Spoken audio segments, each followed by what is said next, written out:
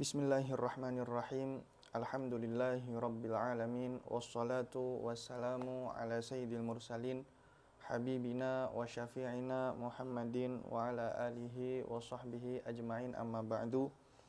Alhamdulillah, kita sudah menyelesaikan bab shaum daripada kitab ini yang menjelaskan tentang permasalahan puasa mulai dari asal usulnya sampai hukum-hukum yang berkaitan dengan Ramadan dan juga puasa. Kemudian di sini musannif yaitu Sayyid Abdullah bin Mahfudz Al-Haddad menambahkan beberapa bab yang juga berkaitan dengan puasa, khususnya dengan puasa Ramadan, yaitu bab i'tikaf, Lailatul Qadar, dan bab zakat. Insyaallah kita akan segera membacanya, dan mungkin kita akan membacanya secara simple saja, tidak usah yang terlalu bertele-tele. Baik, langsung saja. Bismillahirrahmanirrahim. Di sini setelah bab shaum itu adalah bab i'tikaf.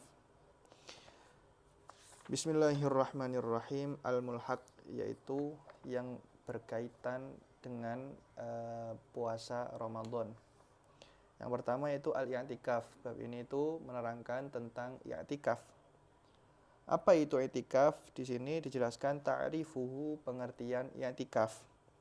Al-i'tikafu, adapun yang dinamakan i'tikaf lughatan secara bahasa, lafaz i'tikaf itu memiliki makna apa? Al-lubthu, yaitu menetapi atau tinggal, wal habsu, dan juga menahan diri, wal mulazamatu, dan juga menetapi juga, maknanya ini sama sebenarnya, mutaqaribah, berdekatan semuanya, maknanya itu hampir sama. Ala syai'i, terhadap sesuatu, khairon kana au syarron, baik sesuatu tersebut itu baik atau buruk. Jadi lafaz i'tikaf itu diambil dari bahasa Arab, berasal dari kata akafa, kemudian mengikuti wazan ifta'ala menjadi i'takafa, ya'takifu, i'tikafan. Lah, arti i'tikaf sendiri secara bahasa itu memiliki makna yaitu menetapi sesuatu, baik itu berupa sesuatu baik atau buruk, yaitu artinya i'tikaf atau akafa sendiri itu adalah menetapi sesuatu, mulazamatus syai'. Mau itu buruk atau baik itu dinamakan secara bahasa itu menggunakan lafaz i'takafa atau akafa itu.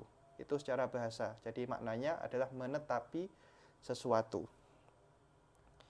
Di sini disebutkan wa minhu qauluhu ta'ala, yang menjadi tendensi daripada hal tersebut itu adalah firman Allah Ta'ala, salah satunya adalah wala tubashiruhunna wa antum aakifuna fil masajid, dan janganlah kalian itu menggauli wanita-wanita kalian sementara kalian itu sedang berdiam diri atau sedang menetap di dalam masjid. Itu menggunakan lafaz akifun, isim fa'ilnya dari fi'il madhi mujarradnya akafa.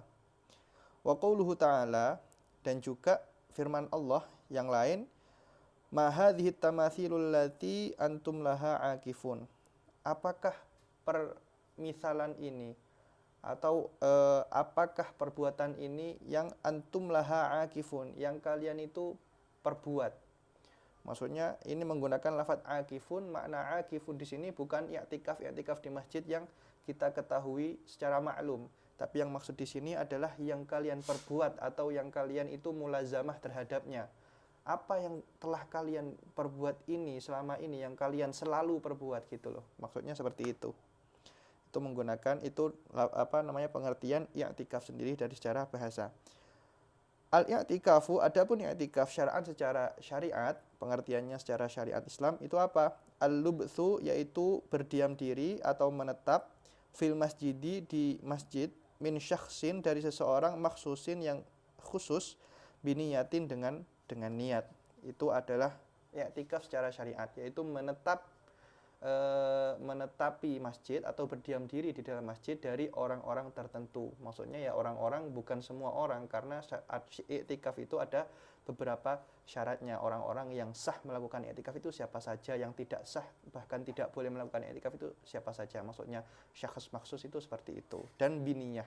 Ya karena ya niat itu kan pembeda daripada ibadah dan juga adah. Maksudnya terkadang ada ibadah itu yang secara pengamalannya itu sama dengan apa yang sering kita lakukan. Semisal mandi. Antara mandi biasa dengan mandi sunnah dan juga mandi wajib itu prakteknya sama semua, menyiramkan air dan meratakan air ke seluruh badan. Tapi yang membedakan dari ketiga mandi ini itu apa? Ya yang membedakan adalah niatnya. Niatnya kalau ini sunnah, kalau ini wajib, yang ini nggak niat apa-apa. Semisal hanya untuk mendinginkan diri atau hanya untuk membersihkan diri. Maka itu yang membedakan antara tiga mandi ini itu apa? Yaitu niatnya. Niatnya itu yang menjadi pembeda antara ibadah dengan adah. Itu.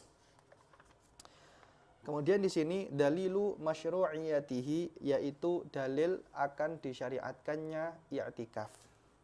Ittafaqal fuqaha'u, ulama para fuqaha, ulama ahli fikih itu bersepakat ala annal i'tikafa masyru'un, bahwasanya i'tikaf itu disyariatkan dalam agama Islam. Wa annahu qurbatun, dan itu merupakan perbuatan baik atau berupa ibadah untuk mendekatkan diri kepada Allah. Wa huwa, dan adapun i'tikaf mustahabbun, itu disunnahkan fi kulli waqtin, di setiap waktu. Wa fil ashril awakhir, dan di 10 hari akhir min Ramadhana, dari bulan Ramadan, asyaddu istihbaban, itu lebih disunnahkan lagi atau lebih dianjurkan lagi. Wa dzalika li talabi Lailatul Qadar, dan itu tujuannya apa? Yaitu untuk mencari daripada Lailatul Qadar. Jadi itu ya. Wal aslu fihi minal Qur'an, adapun dalilnya i'tikaf daripada Al-Qur'an itu apa? Qauluhu ta'ala, yaitu firman-Nya Allah Ta'ala, wala tubashiruhunna wa antum aakifuna fil masajid, dan janganlah kalian itu mengumpuli para wanita-wanita kalian atau istri-istri kalian, wa antum aakifuna fil masajid, sementara kalian itu sedang berada di dalam masjid. Wa minas sunnah, dan daripada sunnah atau dari hadis Nabi, mafis sahihain, yaitu apa yang diriwayatkan di dalam kitab Sahih Bukhari dan Sahih Muslim, dua kitab sahih. An Aisyah radhiyallahu anha, daripada Sayyidah Aisyah radhiyallahu anha, anna nabiyya sallallahu alaihi wasallam, bahwasanya Nabi sallallahu alaihi wasallam kana ya'takifu, itu beriktikaf al-ashral awakhir, di 10 hari akhir min Ramadhana, daripada bulan Ramadan, hatta tawaffahullahu ta'ala, sehingga Allah mewafatkan beliau atau Allah itu mengangkat nyawa beliau sampai beliau itu wafat. Tsumma takafa azwajuhu min ba'dih, kemudian setelahnya beliau itu wafat, yang meneruskan itu adalah istri-istrinya i'tikaf juga. Jadi setelah beliau wafat itu diteruskan atau istri-istrinya juga beriktikaf di dalam masjid, terutama di Ashrul Awakhir min Ramadan. Itu adalah dalil daripada hadis yang menganjurkan adanya i'tikaf itu sendiri. Wal i'tikafu, adapun i'tikaf minas syara'i al-qadimah, itu adalah daripada syariat-syariat umat terdahulu, allati kanat ma'rufatan, yang memang sudah dikenal atau memang sudah diketahui qablal Islam, sebelum adanya Islam. Qala Allah Ta'ala, Allah berfirman, wa ahidna ila Ibrahim wa Ismaila an tahhira baitiya lit-taifina wal 'akifina war ruk'is sujud. Dan kami janjikan, ini wallahu alam ya kalau terjemah secara maksudnya kalau makna aslinya, karena ini Al-Qur'an. Intinya itu kalau enggak salah wahidna, yaitu kami perintahkan kepada ila Ibrahim wa Ismail, kepada Ibrahim dan Ismail, antahhira, untuk mereka berdua itu menyucikan baitia, yaitu rumah kami atau Baitullah Ka'bah, Masjidil Haram, lit-taifina, bagi orang-orang untuk orang-orang yang tawaf di sana, wal akifina, dan orang-orang yang beriktikaf di sana atau berdiam diri di sana, warruka'is sujud, dan juga orang-orang yang rukuk dan sujud atau beribadah di sana. Jadi iktikaf itu bukan cuma ada di syariatnya Nabi Muhammad Shallallahu Alaihi Wasallam, bukan cuma ada di syariat Islamnya Nabi Muhammad. Iktikaf sendiri itu memang sudah ada dari zaman-zaman terdahulu, dari umat-umat terdahulu.